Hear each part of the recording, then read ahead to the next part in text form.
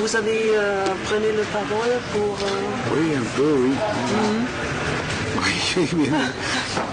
Oui, j'ai fait, oui.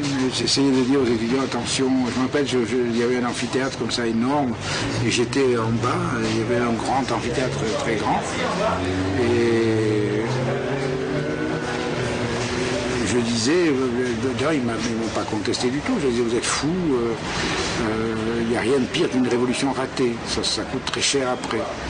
Bon, alors ça, vraiment, j'avais raison, quoi, parce que je pense que beaucoup de choses qui sont arrivées dans le monde entier, de Berkeley jusqu'à Moscou,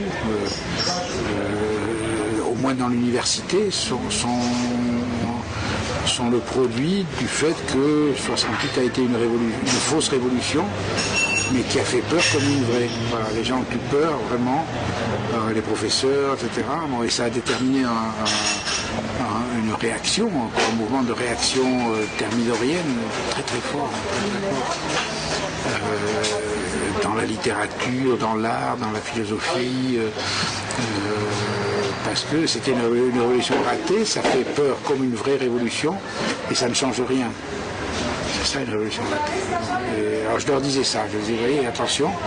Alors ils disaient, les ouvriers à la Sorbonne. Je disais, écoutez, il faut être sérieux. Il faut être sérieux, les ouvriers à la Sorbonne, c'est pas possible, même s'ils sont là. Alors ils disaient rien, ils m'écoutaient. Enfin, j'allais pas pour leur dire, voilà, c'est magnifique. J'étais avec eux, d'ailleurs, j'étais d'accord avec eux, mais pas n'importe comment. Enfin, surtout, je pensais vraiment, je me rappelle d'avoir dit ça, j'avais dit la révolution ratée, c'est très dangereux, parce qu'on le paye comme une vraie révolution. Et aux États-Unis, par exemple, à Berkeley, où le mouvement a été très très très fort, à Columbia, etc., partout où le mouvement a été excessif et utopiste, les gens l'ont payé très cher. Et après, il y a eu un retour en force des conservateurs extrêmes.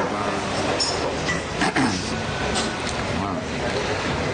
Donc, bon, c'est un peu dommage. Mais beaucoup de types comme Cohn-Bendit, tout ça, ils n'étaient pas...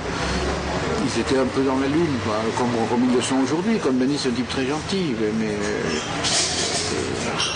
la lune, quoi. Et beaucoup d'intellectuels démagogiques, flattés, ils étaient... C'est vrai, il fallait bon, c'est pas un très grand courage, mais enfin, c'est jamais agréable de dire aux gens, attention, c'est pas ça, quoi. C'est comme ce que je vous ai raconté sur Berlin. Ces gens étaient très excités, tout ça. Bon, quand même, il y avait encore des Vaupos, il y avait encore des gens avec des armes.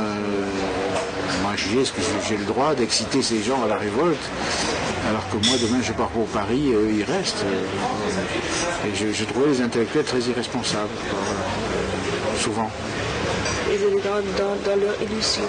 Oui, c'est ça. Oui. Alors, bon, en grande partie, parce que c'était l'imaginaire. Bon, beaucoup, ils étaient chinois, ils étaient comme ça.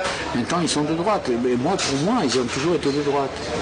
Je n'avais pas d'illusion. Je savais bien, ces gens, quand j'avais 20 ans, les gens qui aujourd'hui sont devenus de droite, même d'extrême droite, et qui...